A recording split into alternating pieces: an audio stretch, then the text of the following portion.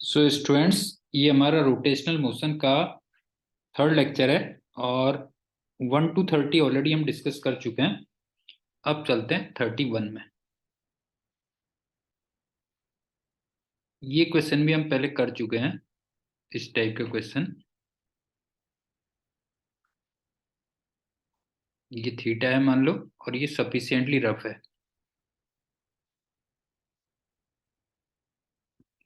अब तुम इसमें दो सिलेंडर्स को रिलीज करते हो।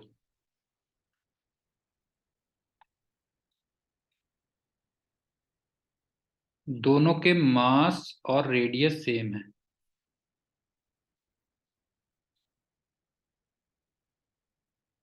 पहले में जो मास है वो पूरे का पूरा सरफेस पे कंसंट्रेटेड है, और दूसरे में जो मास है वो सेंटर पे कंसंट्रेटेड है। इसका पूरे का हम पोस्टमार्टम कर लेते हैं, ठीक है। पहले भी इस टाइप का क्वेश्चन आ चुका है, एक बार दोबारा देख लो। सफिशिएंटली रफ है, दो सिलेंडर्स थे, एम और आर, दोनों को एक ही हाइट से आप रिलीज करते हो। पहले में पूरे का पूरा मास सरफेस पे कंसंट्रेटेड है, और दूसरे में पूरे का पूरा मास सेंटर के अबाउट कंसंट्रेटेड है। तो इसका हम पोस्टमार्टम कर रहे हैं। तो देखो, पहले वाले में मास एक्सिस से दूर है, तो इसका मतलब उसका मोमेंट ऑफ इनर्शिया दूसरे से ज्यादा होगा ना। बताइए, समझ में आया? Yes sir. I1 greater than क्या होगा, I2 होगा। पहली बात तो ये हो गई। अब सफिशिएंटली रफ अगर हो तो प्योर रोलिंग होती है, और प्योर रोलिंग होती है तो वर्क डन बाई फ्रिक्शन 0 होता है। इसका मतलब मैकेनिकल एनर्जी कंजर्व रहती है। क्यों? Yes sir. तो दोनों की बॉटम में जो काइनेटिक एनर्जी होगी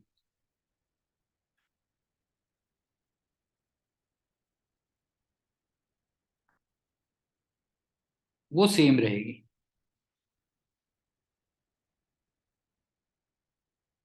और वो mgh होगी वैसे, बाय द वे। लेकिन इस काइनेटिक एनर्जी में दोनों आएंगी, ट्रांसलेशन भी और रोटेशन भी। तो मेरे ख्याल से एक कंसेप्ट तो ये समझ में आ गया होगा कि अगर सफिशिएंटली रफ है तो प्योर रोलिंग होगी, वर्क डन बाई फ्रिक्शन 0 होगा, मैकेनिकल एनर्जी कंजर्व रहेगी। तो इसका मतलब दोनों की बॉटम में जो काइनेटिक एनर्जी होगी वो सेम होगी, mgh, और वो kT और kr होगी, कह लो जो है। अब चलते हैं दूसरी बात। इस केस में जो एक्सीलरेशन होता है वो g साइन थीटा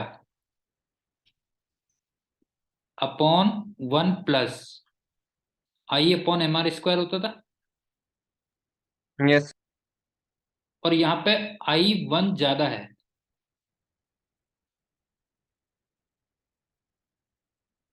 इसका मतलब उसका एक्सीलरेशन कम होगा।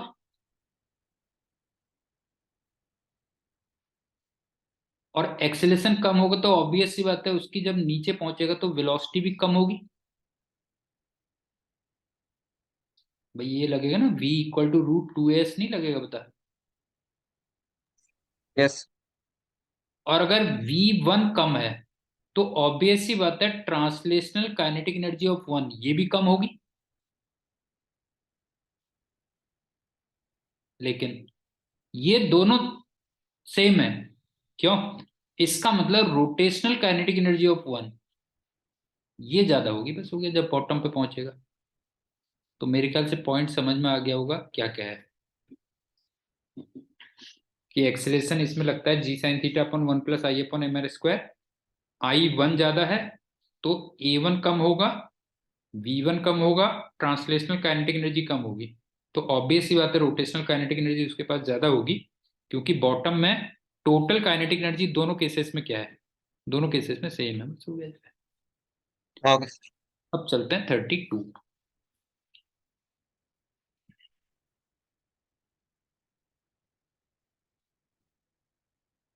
ये एक रॉड है, इसको तुम कांस्टेंट ओमेगा से घुमा रहे हो हाँ?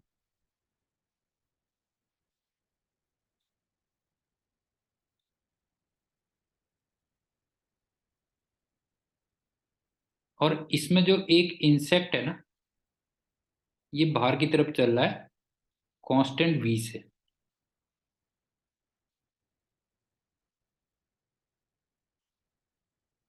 और ये जो v है, ये रिलेटिव टू रॉड है।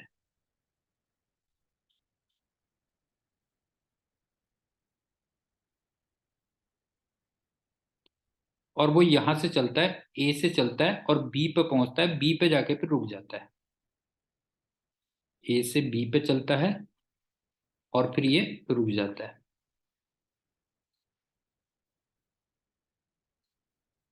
तो तुम्हें टॉर्क वर्सेस टाइम ग्राफ निकालना है कि तुमने जो इस पे टॉर्क लगाया होगा वर्सेस टाइम ग्राफ, ये क्या होगा, ये तुमसे पूछा था।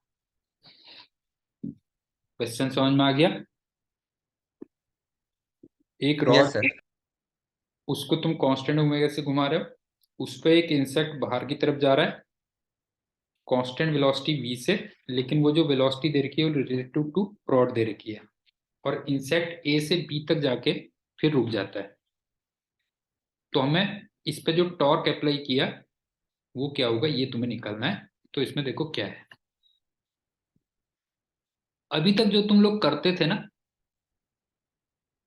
L equal to I omega equal to constant, वो यहाँ पे अप्लाई नहीं होगा बेटा, ध्यान रखना। Not applied. समझ गए ना? तुम सोचो उसी कंसेप्ट से कर लेंगे, वो नहीं होगा। रीजन क्या है कि ओमेगा की वैल्यू कांस्टेंट रखी है ना, सिंपल सी बात है।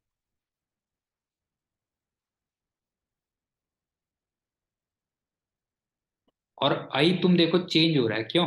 आई बल्कि इंक्रीज कर रहा है ना।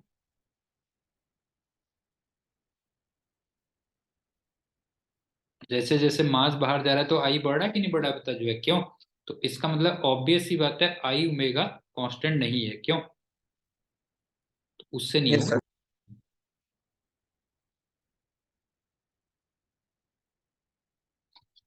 अब क्या होगा देखो, जो टॉर्क होता है वो डीएल अपॉन dt होता है ना।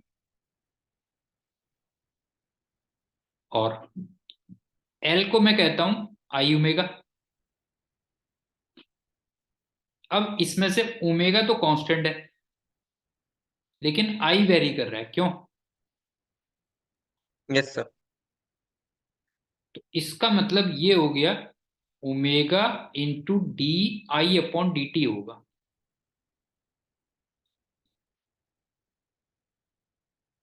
तो एक तरीके से जो टॉर्क हुआ वो proportional to d I by D t होगा।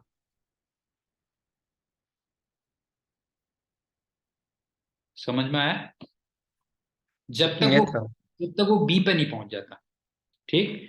और अभी मैं प्रूव करूंगा कि ये जो D I upon d T है ना, ये लीनियर आएगा। अभी मैं इसको प्रूव करूंगा कि ये D I upon d T linear होगा। तो इसका मतलब पहले स्ट्रेट लाइन होगी। और ऑब्वियस सी बात है, जब ये यहाँ पे पहुंच के रुक गया, ये बताओ, जब ये यहाँ पे पहुंच के रुक गया तो फिर तब तो आई भी कांस्टेंट हो गया ना। ये बताओ, जब ये यहाँ पहुंच गया तो अब ये बताओ, आई और ओमेगा दोनों कांस्टेंट हो गए। इसका मतलब L equal to I omega constant हो गया। इसका मतलब tau equal to d L by D t, वो जीरो आ गया। तो फिर ये बी पे पहुंचने के बाद टॉर्क जीरो हो जाएगा। पता ये कुछ समझ में आई बात नहीं आई? केवल क्लियर।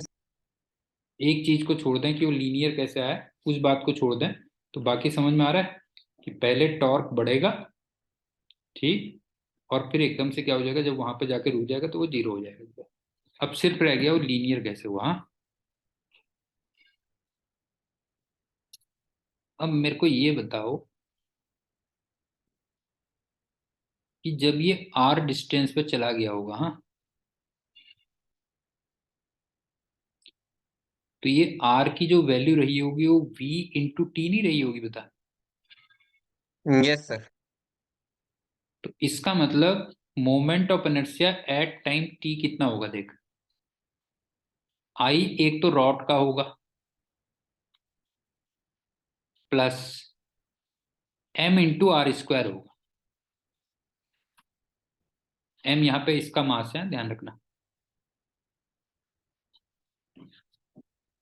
इसका मतलब ये आ गया आई रॉड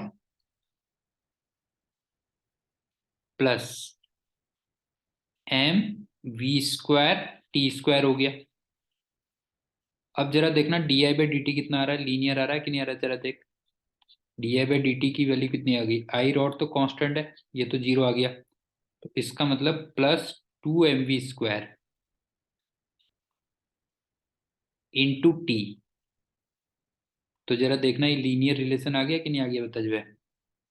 जरा देख D I by D T proportional yes sir. आ गया कि नहीं आ गया बेटा, बता जो है। ये हो गया, बस हो गया। ये कह रहे हैं।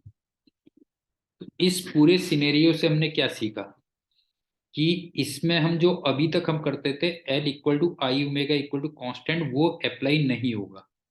रीजन क्या है कि हमने ओमेगा को कांस्टेंट रखा हुआ है, आई लेकिन बढ़ रहा है। तो इसका मतलब एल बढ़ेगा। और अगर जब भी एल चेंज होगा, एंगुलर मोमेंटम चेंज होगा, तो ऑब्वियस सी बात है टॉर्क अप्लाई होगा। और तुमसे वही टॉर्क पूछा हुआ है फिर। भाई जैसे अगर मैं ट्रांसलेशनल मोशन में देखूं कि अगर मान लो लीनियर मोमेंटम चेंज हो रहा है, तो इसका मतलब फोर्स लगा होना चाहिए। तो यहां पे क्या हो जाएगा कि अगर एंगुलर मोमेंटम चेंज हो रहा है, तो ऑब्वियस सी बात है कोई टॉर्क लगा होना चाहिए। और तुम्हें क्वेश्चन में वही टॉर्क पूछा हुआ है, बस हो गया। ये कह रहे हैं। अब चलते हैं 33। ये वाले क्वेश्चन भी हम ऑलरेडी कर चुके हैं। एक तुम्हें हुप दिया हुआ है।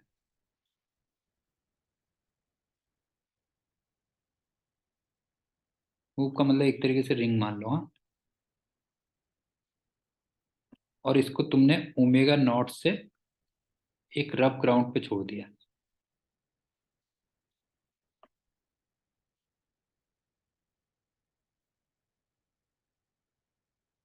तो जब ये प्योर रोल करना स्टार्ट कर देगा,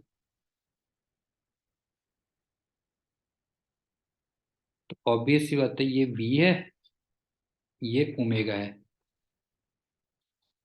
तो v equal to r omega हो जाएगा। तो तुम्हें क्वेश्चन में यही पूछा हुआ है कि वी उसमें कितना हो जाएगा, ये पूछा हुआ है। इस टाइप के क्वेश्चन भी हमने क्लास में काफी किए हुए हैं कि आपने रिंग को ओमेगा नॉट से एक रफ सरफेस पे छोड़ दिया, तो आपसे कहता है कि जब प्योर रोलिंग स्टार्ट हो जाएगी तो उसमें वी की वैल्यू कितनी होगी। इसको दो मेथड से एक बार दोबारा रिवाइज करवा दे रहा हूँ। देखो, बिल्कुल स्टार्टिंग में वी जीरो है, लेकिन आर ओमेगा जीरो नहीं है। तो कह सकते हो r omega greater than v है। और जब आर ओमेगा वी से बड़ा होता है तो उसको हम बैकवर्ड स्लाइड कहते हैं। याद है ना, जब आर ओमेगा की वैल्यू मान लो वी से ज्यादा होती है तो उसको हम क्या कहते हैं, बैकवर्ड स्लाइड है।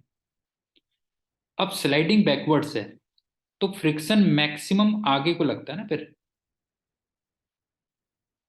भाई स्लाइडिंग अगर बैकवर्ड है तो फ्रिक्शन क्या होगा, मैक्सिमम आगे को लगेगा।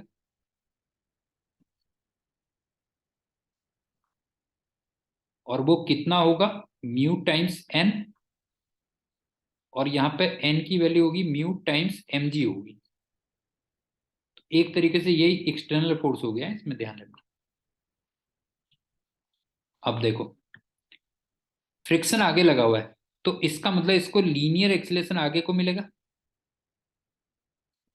लेकिन एंगुलर एक्सीलरेशन तुम्हें दिख रहा होगा ओमेगा नॉट के उल्टा मिलेगा, क्यों? नहीं है, एंगुलर एक्सीलरेशन ओमेगा नॉट के उल्टा लगेगा। अब ये जो लीनियर एक्सीलरेशन है ये इसको वी प्रोवाइड करेगा, प्रोवाइड्स वी। और जो एंगुलर एक्सीलरेशन है ये उसकी ओमेगा को कम करेगा, विल डिक्रीज ओमेगा, और वो उसको वहां पे लाके छोड़ देगा जहां पे v equal to r omega हो जाए, बस हो गया। और एक बार प्योर रोलिंग स्टार्ट हो गई तो फिर फ्रिक्शन का रोल खत्म हो गया। अब ये उसी v और ओमेगा से इनफाइनाइट टाइम तक चलता रहेगा बस, आइडियल कंडीशन में। मतलब अब ये v और इसी ओमेगा से एज इट इज ये चलता रहेगा, ये कर लो। तो इस टाइप के क्वेश्चन बुक्स में भी होते हैं, मैंने भी क्लास में करवाए हुए हैं, ये कर लो। तो मैक्सिमम फ्रिक्शन बैकवर्ड स्लाइड को प्योर रोल में कन्वर्ट करेगा, और जब एक बार प्योर रोल स्टार्ट हो जाएगा तो इसका मतलब स्लाइडिंग खत्म हो गई, तो फिर फ्रिक्शन का रोल खत्म हो गया, तो फिर वो उसी v और ओमेगा से क्या होगा, चलता रहेगा आइडियल कंडीशंस में। ठीक, तो हमें सिंपली ये करना है, v equal to r omega करना है। अब देखो v को मैंने रख दिया 80 और r, ओमेगा को मैं लिख दूं omega not minus alpha t. बता, v equal to u plus yes 80 sir. Equal to 80 हो गया ना। अब एक्सेलेरेशन कितना होगा सुन, अल्टीमेटली यही फोर्स तो एक्सेलेरेशन प्रोवाइड करेगा, तो एक्सेलेरेशन हो जाएगा mu m g upon m, और फिर एल्फा कितना हो जाएगा, एल्फा हो जाएगा टॉर्क अपॉन आई। ठीक है, टॉर्क अपॉन आई, तो टॉर्क कितना हो जाएगा, म्यू एम जी आर। ये तो टॉर्क हो गया सेंटर के अबाउट, और मोमेंट ऑफ इनर्शिया हो गया एम आर स्क्वायर। तो यहां से तुम सबसे पहले ना टी फाइंड करते हो बेटा, जो है फाइंड टी। और एक बार तुमने टी फाइंड कर लिया फिर तो तुम कुछ भी निकाल सकते हो, जैसे v equal to a t कर लो, और ओमेगा अगर निकालना है तो v बाई आर निकलो, या तुम चाहो तो omega not minus alpha T भी निकाल सकते हो, बस हो गया। ये है,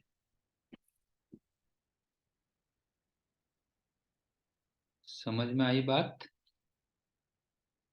यस सर। एक बार फिर भी रिपीट कर दे रहा हूँ, बिल्कुल शुरुआत में वेलोसिटी नहीं थी, लीनियर वेलोसिटी, लेकिन आर ओमेगा था, इसका मतलब आर ओमेगा वी से ज्यादा था, तो उसको हम बैकवर्ड स्लाइड कहते हैं। तो स्लाइड अगर बैकवर्ड है तो फ्रिक्शन मैक्सिमम लगेगा आगे को लगेगा, मतलब राइट हैंड साइड में, और उस फ्रिक्शन से तुम्हें लग रहा होगा लीनियर एक्सेलेरेशन राइट साइड में आएगा, लेकिन एंगुलर एक्सेलेरेशन एंटी क्लॉकवाइज आएगा, मतलब ओमेगा नॉट के उल्टा आएगा। तो जो लीनियर एक्सेलेरेशन है वो तो उसको v प्रोवाइड करेगा, और जो एंगुलर एक्सेलेरेशन है वो उसकी ओमेगा को कम करेगा, और वहां पे लाके छोड़ देगा जहां पे प्योर रोलिंग स्टार्ट हो जाए, या v equal to r omega हो जाए, या स्लाइडिंग खत्म हो जाए। और जब एक बार उसने स्लाइडिंग को खत्म कर दिया तो ऑब्वियस सी बात है, फिर आइडियल कंडीशन में क्या होगा, उसी v और ओमेगा से क्या होगा, इनफाइनाइट टाइम तक चलता रहेगा। चलो ये है। अब इसकी अल्टरनेट मेथड क्या होती थी, ये सब क्लास में पढ़ा हुआ है वैसे हम लोगों ने। अल्टरनेट मेथड क्या होती थी, देखो, जब तक ये बैकवर्ड स्लाइड से प्योर रोल में कन्वर्ट नहीं हो गया तो जो फ्रिक्शन था वो बॉटम मोस्ट पॉइंट के अबाउट लगा था ना।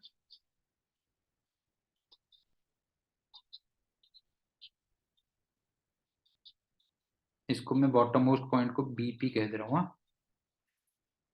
इसका मतलब जो torque about bottom most point होगा ये 0 होगा। इसका मतलब angular momentum about bottom most point वो कंजर्व रहेगा। इसका मतलब L initial equal to L final होगा, लेकिन किस पॉइंट के अबाउट, बॉटम मोस्ट पॉइंट के अबाउट।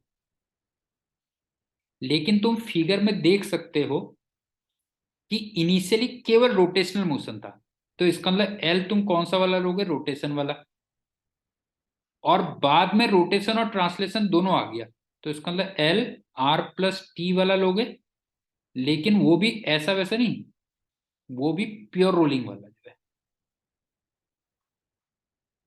लेकिन वो सब कुछ बॉटम मोस्ट पॉइंट के अबाउट चल रहा है।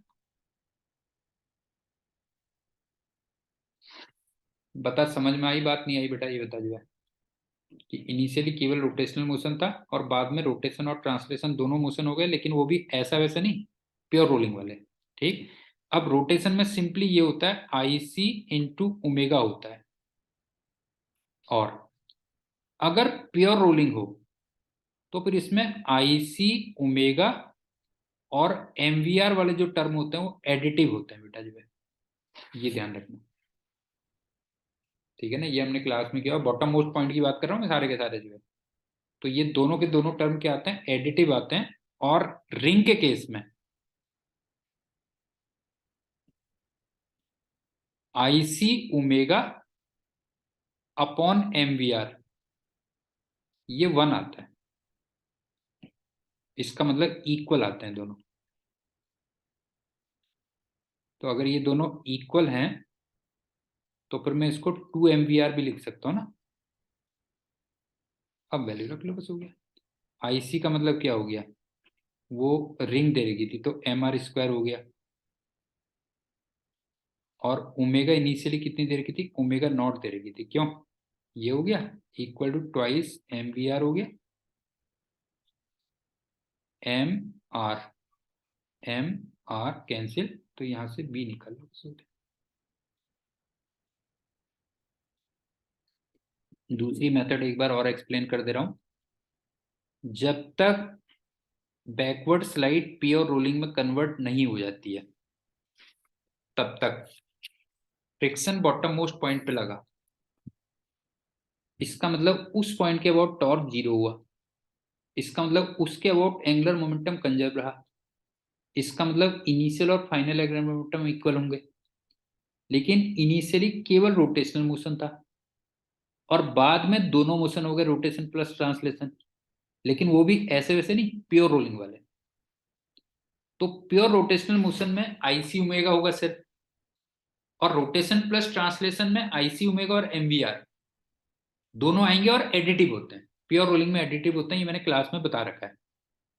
और रिंग के केस में आईसी ओमेगा और एमवीआर का जो रेशियो आता है 1 होता है, इसका मतलब इक्वल हो गए, तो वो वैल्यू 2 MVR हो गई। तो यहां से हमने V निकाल लिया। लेकिन ये ध्यान रखना, ये वाला जो रेशियो मैंने दिखाया है ये डिस्क के केस में हाफ हो जाएगा, सॉलिड स्फीयर के केस में 2/5 हो जाएगा, एंड सो ऑन कर देगा। ये हम समझ में आ गई बात। Yes sir. अब चलते हैं 34।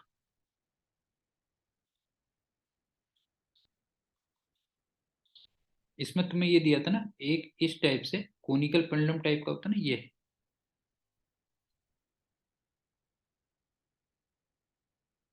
ये ओमेगा से घूम रहा है, ठीक है। और ये पॉइंट ऑफ सस्पेंशन O है। तो तुमसे कहता है अबाउट O, कई चीजें पूछी थी कि पहला पूरा एंगुलर मोमेंटम कांस्टेंट है,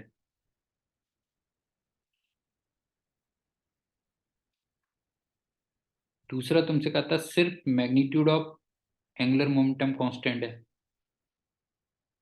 तीसरा तुमसे कहता है direction of L vector constant है,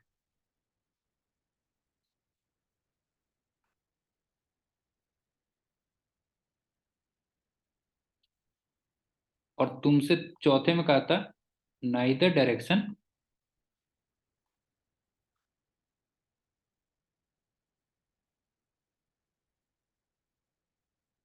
नॉर मैग्नीट्यूड, ये कांस्टेंट है। क्वेश्चन समझ में आ गया, कांस्टेंट आएगा। क्वेश्चन समझ में आ गया ना, क्या है कि एक हॉरिजॉन्टल सर्किल में conical as a conical pendulum घूम रहा है, तो ओ पॉइंट के about total angular momentum constant है, एंगुलर मोमेंटम का मैग्नीट्यूड कांस्टेंट है, केवल डायरेक्शन फिक्स है और कुछ भी फिक्स नहीं है, ये तुमसे बोला था। तो इसमें पहले तो रिजल्ट बता देता हूँ, फिर तुम्हें उसका, देखो ये O है, ये C है, हाँ बेटा। अगर मैं L अबाउट C पूछूं तो फिर ये पूरा वेक्टर ही कांस्टेंट है।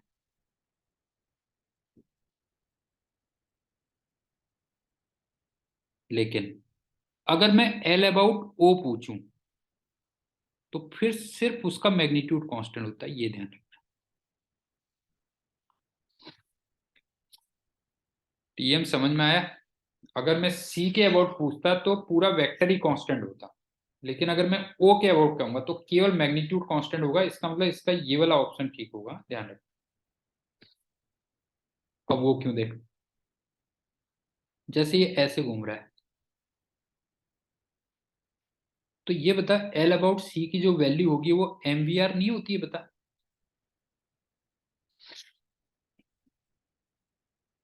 Yes sir. एमवीआर होती है ना सेंटर के अबाउट। तेरे को याद होगा सर्कुलर मोशन चल रहा है ना इसका, तू देखेगा तो इसका सर्कुलर मोशन चल रहा है, क्यों? इसका जी सर। सर्कुलर मोशन, और सर्कुलर मोशन में सेंटर के अबाउट एंगुलर मोमेंटम कितना होता है? एमवीआर होता है। अब ये बता, एम कांस्टेंट है, वी कांस्टेंट है और आर कांस्टेंट है, तो ये कांस्टेंट हो गया। लेकिन अब तुम कह सकते हो कि ये तो केवल मैग्नीट्यूड बताया आपने। अब डायरेक्शन पे आ जाओ, तो जरा इसमें देखना डायरेक्शन, बेटा इसमें स्क्रू लॉ लगा जरा। तो ऊपर को नहीं आ रही डायरेक्शन, ये बता जो है, स्क्रू लॉ लगा, ऑलवेज अपवर्ड्स। ऐसे घूम के देख, ऐसे देख, स्क्रू लॉ लगा के देखिए, ऐसे नहीं आएगा बेटा, ये बता जो है। बता लग रहा है कि नहीं लग रहा, बता जो है। सी के अबाउट बात कर रहा हूं मैं, एमवीआर की वैल्यू कांस्टेंट है और ये हमेशा किधर को है? ऊपर को है। लेकिन एल अबाउट ओ का केवल मैग्नीट्यूड कांस्टेंट क्यों होता है, बताता हूं देख। इसका जो फॉर्मूला होता है ना वो एम आर क्रॉस वी होता है, तेरे को अगर याद हो, बता। जनरल फॉर्मूला तो ये होता है ना एंगुलर मोमेंटम का, general yes sir. Formula m r cross v होता है बेटा जो है, ठीक। अब तो ये बता, यहां पे है, यहां पे है, अलग अलग जगह पे आर और वी वेक्टर चेंज नहीं होंगे, बता जो है। ये वेक्टर चेंज हो रहे हैं, changing at different points.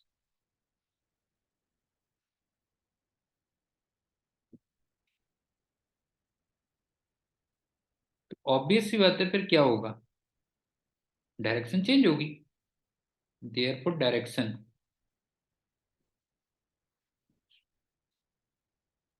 Will change.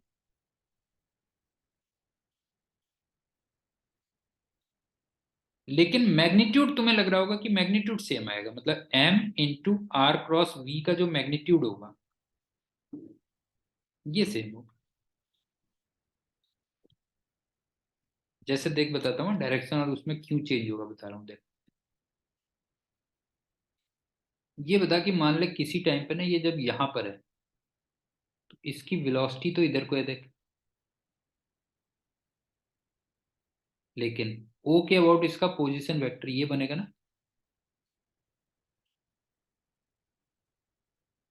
बता। जब ये यहां पर है, जैसे ये है ना, ये देखिए, मान लो यहाँ पर है देख, ठीक है। जब यहाँ पे है देख, तो ये वी वेक्टर तो ये हो गया इसका, लेकिन इसका आर वेक्टर अभी ये बनेगा ना ओ के अबाउट।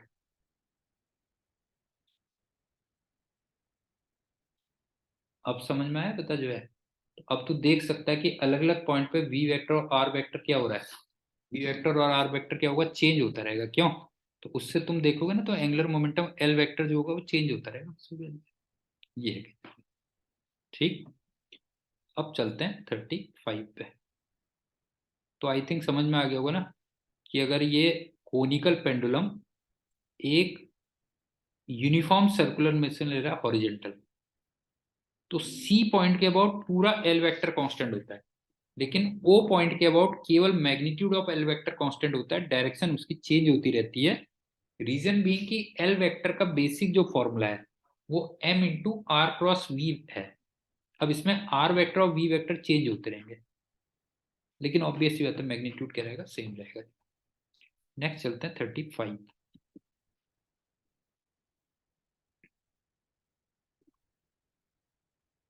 ये भी हम कई बार कर चुके हैं।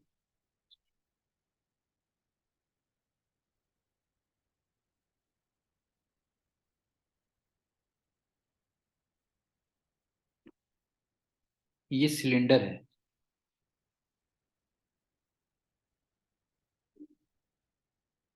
इसका मास m है और रेडियस r है, और ये भी m है, और ये सिलेंडर भी रोटेट कर सकता है, कैन रोटेट। और स्ट्रिंग उसके ऊपर स्लिप नहीं कर रही है, मतलब no sliding, no sliding between string and cylinder.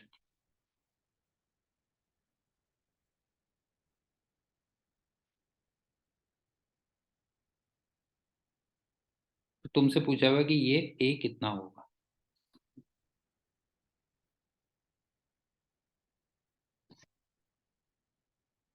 अब देखो इसमें क्या होगा।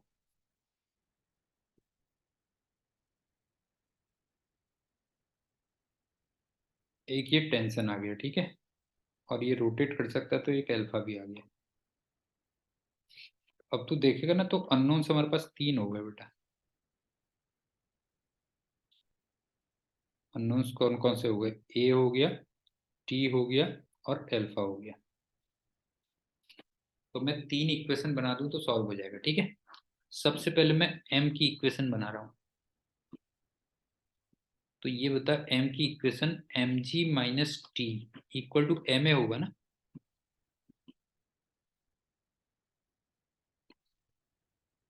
नहीं है, नीचे इसमें mg लगा हुआ है, क्यों। तो ये तो मैंने m की इक्वेशन लिख दी। अब चलते हैं अल्फा की equation. Alpha equal to torque upon I होगा, लेकिन टॉर्क तुम्हें दिख रहा होगा, ये सिर्फ टेंशन देगा बस, हो गया, क्यों। नहीं है, केवल ये वाला टेंशन देगा, तो इसका मतलब टेंशन इंटू आर, और मोमेंट ऑफ इनर्शिया हो जाएगा हाफ एम आर स्क्वायर, क्यों। ये हो गया। और लास्ट में एक इक्वेशन बन जाएगी कि कोई स्लाइडिंग नहीं दे रखी है, नो स्लाइडिंग। अगर कोई स्लाइडिंग नहीं है, तो ऑब्वियस सी बात है ए इक्वल टू आर अल्फा होना चाहिए, बस हो गया। ये 3 इक्वेशन हो गई। ये समझ में आया कि नहीं आया बता जो है। Yes sir. अब जरा नो स्लाइडिंग को भी देख लेते हैं, सुन क्या है। देख, ये वाला पॉइंट ए से नीचे आ रहा है ना, इसका मतलब ये भी ए से नीचे आ रहा होगा, तो फिर ये भी ए से नीचे आ रहा होगा। लेकिन सिलेंडर के ये वाले पोर्शन का एक तरीके से नीचे को जो एक्सीलरेशन हो गया, आर अल्फा हो गया, बता। ये हो गया। अब ये बता कि अगर यहाँ पे और यहाँ पे तुम्हें कोई स्लाइडिंग नहीं चाहिए, नो स्लाइडिंग,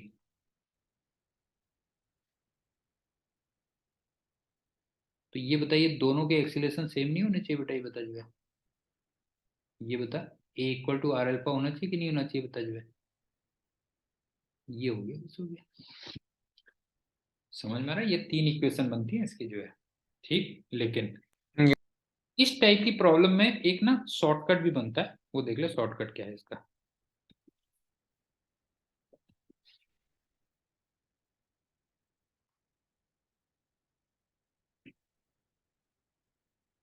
इसमें जो ए निकलता है ना, वो उसी से निकलता है NPF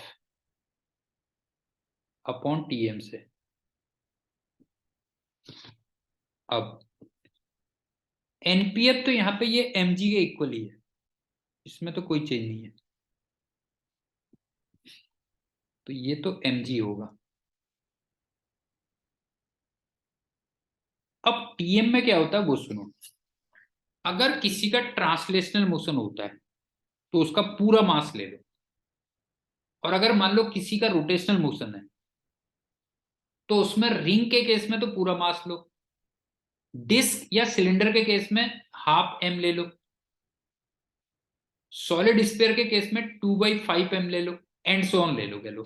तो यहां पे अगर तुम देखोगे तो इसका केवल ट्रांसलेशनल मोशन होगा और इसका केवल रोटेशनल मोशन होगा, और ये सिलेंडर दिया हुआ है। तो इसका मतलब क्या हो गया बताओ जो है, इसका मतलब हो गया ब्लॉक का तो पूरा मास आएगा,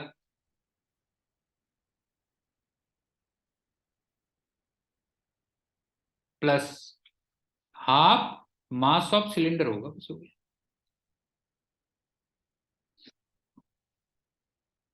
बाय द वे दोनों के अगर मास इक्वल दिए होंगे, अगर इक्वल दिए हुए हैं ध्यान रखना, तो mg/m+1/2m हो जाएगा, बस हो गया। एक बार शॉर्टकट कंसेप्ट रिपीट कर रहा हूं, यहां पे भी एक्सेलरेशन हम वैसे निकाल सकते हैं, net pulling force upon total mass. तो नेट पुलिंग फोर्स तो तुम्हें mg दिख रहा होगा, असली तुम्हें जो चेंज करना होता है वो टोटल मास में करने होते हैं। तो मैंने तुमसे कहा कि अगर किसी का तुम्हें ट्रांसलेशनल मोशन दिख रहा है तो उसका पूरा मास ले लो, अगर तुम्हें उसका रोटेशनल मोशन दिख रहा है तो रिंग के केस में पूरा मास, डिस्क के केस में या सिलेंडर के केस में half into m, and so on कह लो, बस हो गया जो है। तो यहां पे तुम्हें जैसे दिख रहा होगा कि यहाँ पे ब्लॉक का, ठीक है ना, यहाँ पे ब्लॉक का केवल ट्रांसलेशनल मोशन था तो आपने एम ले लिया, और सिलेंडर का रोटेशनल मोशन था तो हाफ एम ले लिया, बस हो गया ये है। अब चलते हैं अगला क्वेश्चन,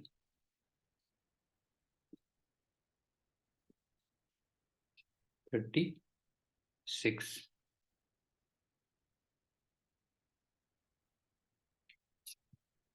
एक ना सॉलिड तुम्हें वो दे रखा है, सॉलिड स्फीयर,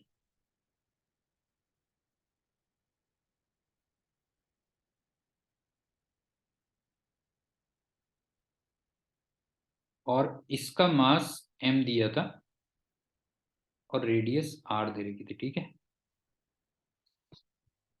अब इससे तुम क्या करते हो, मैक्सिमम वॉल्यूम का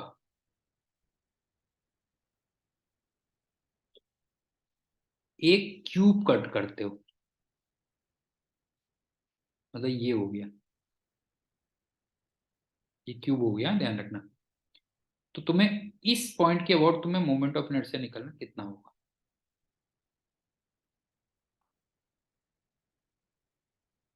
टीएम क्वेश्चन समझ में आया।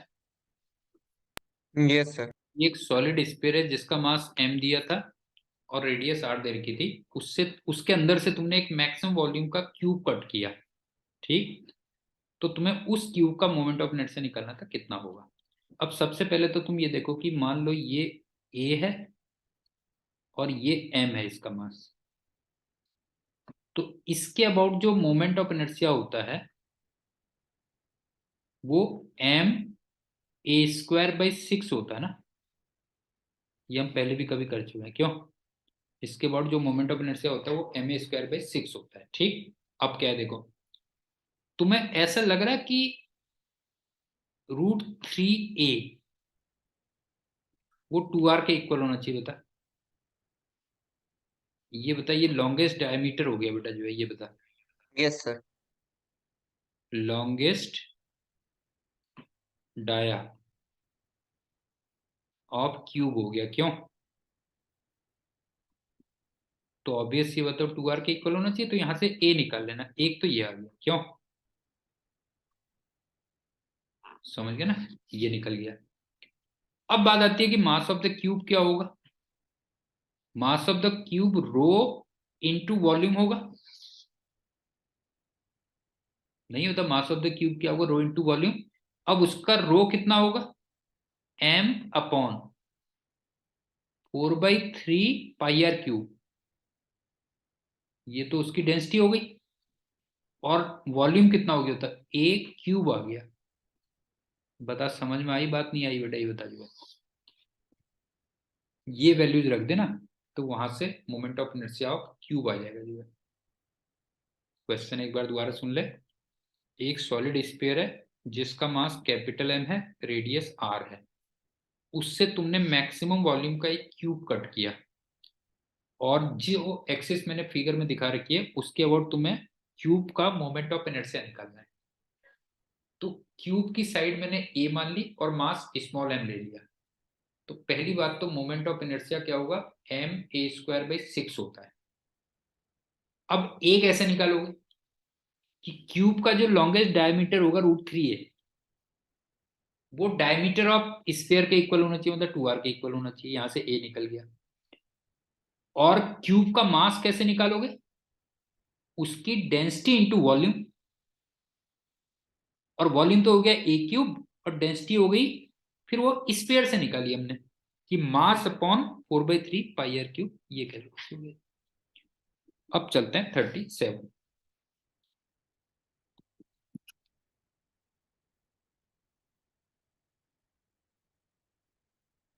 ये एक रॉड है और ये हिंज थी, ये नीचे गिरना शुरू करती है। तो जब ये थीटा एंगल पे पहुंचती है तो उस समय इसका अल्फा निकालना कितना होगा, सिंपल क्वेश्चन है। तो देखो, ये ओ है, अल्फा ऑब्वियस सी बात है क्या होगा, torque about O upon I about O होगा ना। भाई ओ के अबाउट ही तो घूम रहा है, क्यों नहीं है, ओ के अबाउट घूम रहा है तो ये हो गया। अब आई अबाउट ओ कितना होगा, पहली बात तो ये ml²/3 होगा। अब टॉर्क अबाउट ओ में दो फोर्स लगे ना, एक तो लगा टॉर्क ऑफ mg प्लस एक हो गया टॉर्क ऑफ हिंज फोर्स। लेकिन हिंज फोर्स का टॉर्क हिंज के अबाउट ही 0 होगा, क्यों। Yes sir. हिंज फोर्स का टॉर्क हिंज के अबाउट ही क्या होगा, 0 होगा। तो हमें केवल टॉर्क किसका निकालना है, mg का निकालना, बस हो गया। तो mg देख यहाँ पे लगा हुआ है, क्यों, ये mg हो गया और ये इसकी परपेंडिकुलर डिस्टेंस हो गई, क्यों, ये हो गई परपेंडिकुलर डिस्टेंस। और ये बाय द वे कितनी हो गई, ये थीटा हो गया, और ये वाली जो डिस्टेंस आई ये l/2 हुई। Perpendicular distance l/2 sine theta हो गई, क्यों। तो इसका मतलब mg का टॉर्क कितना हो गया, mg into l/2 sine theta, ये हो गया। समझ में आ गया कि नहीं आ गया। रोटेशन ओ पॉइंट के अबाउट है, तो ऑब्वियस सी बात है, हम अल्फा निकालें, टॉर्क निकालें, मोमेंट ऑफ इनर्शिया निकालें, कुछ भी निकालें, वो ओ के अबाउट ही निकालोगे। अब ओ के अबाउट मोमेंट ऑफ इनर्शिया तुम जानते हो कि ml²/3 होता है, और इस पे केवल दो फोर्स लगे, mg और हिंज फोर्स। तो हिंज फोर्स का हिंज फोर्स के अबाउट जो टॉर्क होगा, ऑब्वियस सी बात है वो तो 0 होगा। ठीक, तो केवल टॉर्क किसका रह जाएगा, mg फोर्स का रह जाएगा। So, ये कहते हैं। अब चलते हैं 38।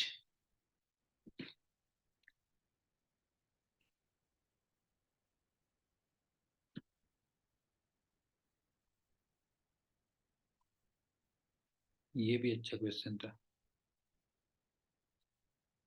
इसमें ना 6 डिस्क है, मीटर सॉरी 7 है, ये एक तो ये हो गई, फिर ऐसे 1 2 3 4 5 6, टोटल 7 डिस्क हो गई।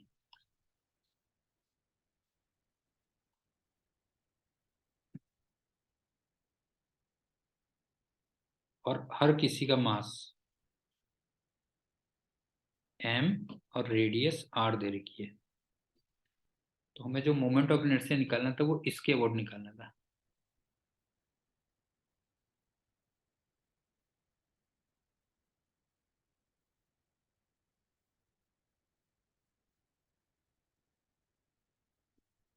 ये अब मुझे एक बात बताओ कि सबका सेंटर ऑफ मास यहाँ पे नहीं होगा, बता।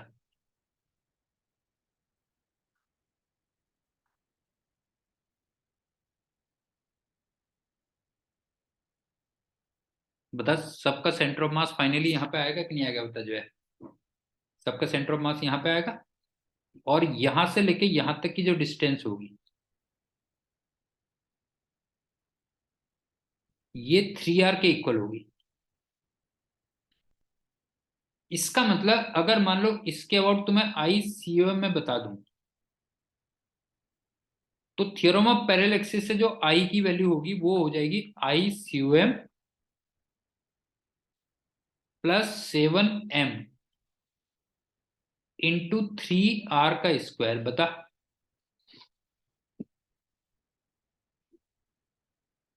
Yes sir. समझ में आई कि नहीं आई बात, बता जो है कि सारे का जो सेंटर ऑफ मास है वो तुम्हें सेंटर में दिख ही रहा होगा। तो अगर मैं तुम्हें ICOM बता दूं तो ऑब्वियस सी बात है फिर वो कितना हो जाएगा ICOM plus 7m into 3r का स्क्वायर हो जाएगा। ये तो थ्योरम ऑफ पैरेलल एक्सिस से हो जाएगा। अब सिर्फ रह गया कि ICOM कितना रहा होगा ना, मेन तो यही क्वेश्चन है ICOM कितना रहा होगा।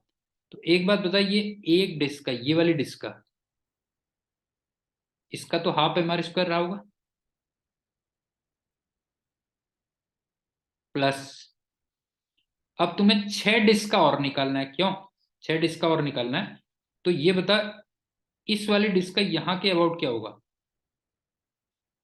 हाफ एम आर स्क्वायर,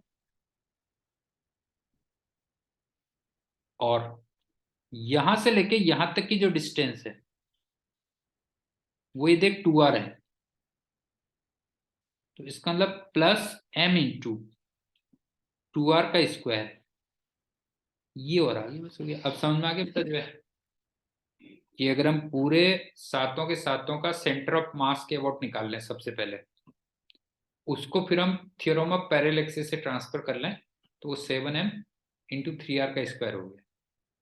अब आई सेंटर ऑफ मास क्या होगा, बिल्कुल सेंटर वाली जो डिस्क होगी उसका हाफ एम आर स्क्वायर होगा, और बाकी जो 6 हैं उसमें तुम m इंटू 2r स्क्वायर और ऐड करोगे थ्योरम ऑफ पैरेलल एक्सिस से। ये हो गया, समझ में आ गई बात। TM TM yes sir. बता दे अगर समझ में नहीं आई बेटा जो है। Clear sir. ठीक है, अब चलते हैं 39।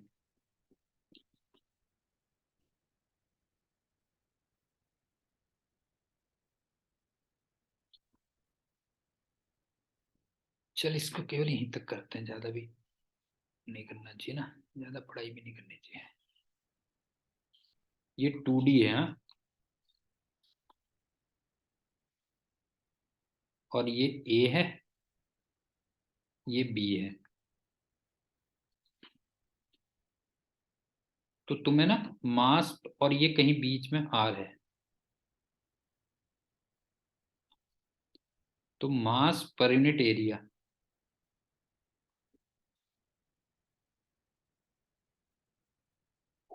सिग्मा, ये तुम्हें R का फंक्शन दिया हुआ है, ध्यान रखना R का फंक्शन दिया हुआ है, और ये सिग्मा नॉट अपॉन R दिया हुआ है। ठीक, एक्सिस हमारी ये है। इसके बाद तुम्हें रेडियस ऑफ गायरेशन निकालना है, रेडियस ऑफ गायरेशन की, ये फाइंड करना है कितना होगा।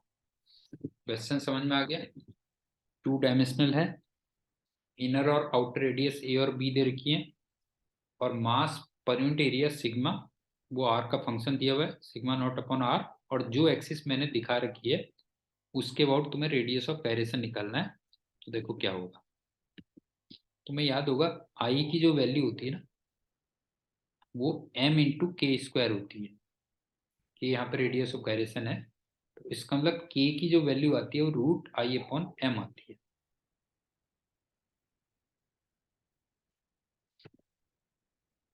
ये हो गया, रेडियस ऑफ गायरेशन का ये फॉर्मूला होता है। क्यों, इसमें से लेकिन जो I और m है, अब ये तुम्हें लेकिन इंटीग्रेशन से निकलेंगे, ये ध्यान रखना। दोनों की दोनों क्वांटिटीज इंटीग्रेशन से निकलेंगी, और वो कैसे निकलेंगी, यहाँ पे तुमने एक छोटी सी डिस्क ले ली, ठीक है, सॉरी ये ले लिया स्ट्रिप डीआर की। तो पहली बात तो इसका जो एरिया आएगा डी ए कह लो, वो 2 पाई आर इंटू डी आर होगा। बता समझ में आया कि नहीं आया, बता जो है। यहाँ पे इसका छोटा सा जो एरिया आएगा पूरी वो देखेगा तो 2 पाई आर इंटू डी आर होगा, ठीक। इसका मतलब इतने छोटे से पोर्शन का जो मास होगा वो रो इंटू डी ए होगा। और रो मुझे ये दिया हुआ है, क्यों? तो इसका मतलब sigma not upon r into d A कर देना। और ये तुम्हें एज ए रिंग फील हो रही होगी भाई, अल्टीमेटली ये तुम्हें एज ए रिंग फील हो रही होगी। तो छोटा सा जो मोमेंट ऑफ इनर्शिया होगा वो d m into r square होगा। बता टीएम समझ में आई बात की नहीं आई, बता जो है। इसका जो छोटा सा मोमेंट ऑफ इनर्शिया होगा वो रिंग की तरह होगा, डीएम इंटू आर स्क्वायर। अब तुम्हें टोटल मास अगर निकालना है तो तुम डीएम को इंटीग्रेट कर देना, लिमिट हो जाएंगी ए से बी। और इसी टाइप से अगर टोटल मोमेंट ऑफ इनर्शिया निकालना है तो फिर तुम डीआई को भी इंटीग्रेट कर देना, और यहाँ पे लिमिट्स हो जाएंगी ए से लेके बी तक। ये हो गया। समझ में आ गया टीएम? जी सर। समझ में आ गया ना, ठीक। चल फिर आज इतना ही करते हैं, बाकी नेक्स्ट में करेंगे जो है, ठीक है। Okay, thank you and good day. Thank you sir.